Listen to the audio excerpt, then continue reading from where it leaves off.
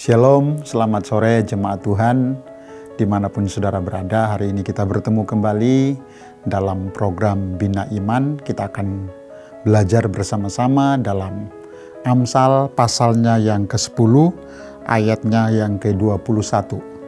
Demikian firman Tuhan, bibir orang benar menggembalakan banyak orang, tetapi orang bodoh mati karena kurang akal budi. Nah, hari-hari ini kita melihat bahwa berita tentang virus corona begitu menggemparkan dunia. Dan inilah kunci bagaimana kita mempraktekkan firman Tuhan.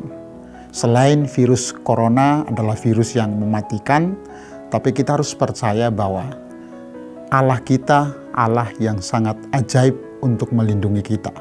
Oleh sebab itu, sebagai orang percaya, kita harus bersinar melalui perkataan kita.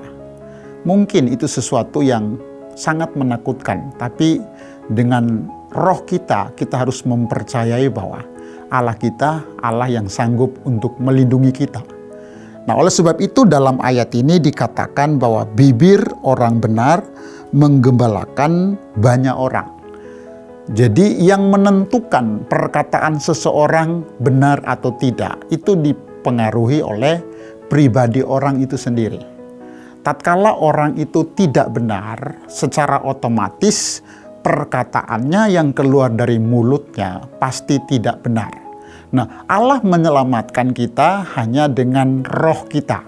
Kita mengakui Dia sebagai Tuhan dan Juru Selamat, maka roh kita diselamatkan. Tapi jiwa kita itu sangat-sangat mempengaruhi praktek hidup kita sehari-hari. Oleh sebab itu, orang yang benar itu harus disertai dengan perkataan yang benar. Jadi waktu kualitas kita diuji dalam praktek hidup kita sehari-hari, itu akan muncul kualitas orang yang beriman dengan memperkatakan hal-hal yang benar. Nah, di dalam terjemahan lain dikatakan bahwa perkataan orang yang baik merupakan berkat bagi banyak orang. Kebodohan orang bodoh membunuh dirinya sendiri. Jadi jelas, mulut kita itu seperti rumah makan, seperti warung, seperti restoran. Jadi output yang keluar dari mulut kita itu bisa benar atau tidak. Itu ditentukan pabrik dalam hati kita. Jadi waktu hati kita benar, secara otomatis output yang keluar dari mulut kita itu pasti benar. Nah, jiwa manusia itu sesuatu yang sangat-sangat sulit untuk ditaklukkan. Oleh sebab itu, jiwa ini harus tunduk kepada perkataan Tuhan. Nah, jiwa yang tunduk kepada firman Tuhan itu akan mempengaruhi output kita, perkataan kita. Di waktu hati kita bergejolak, jiwa kita itu bergejolak. Tapi karena ada firman Tuhan dalam hati kita, itu akan mempengaruhi mulut kita dalam berkata-kata.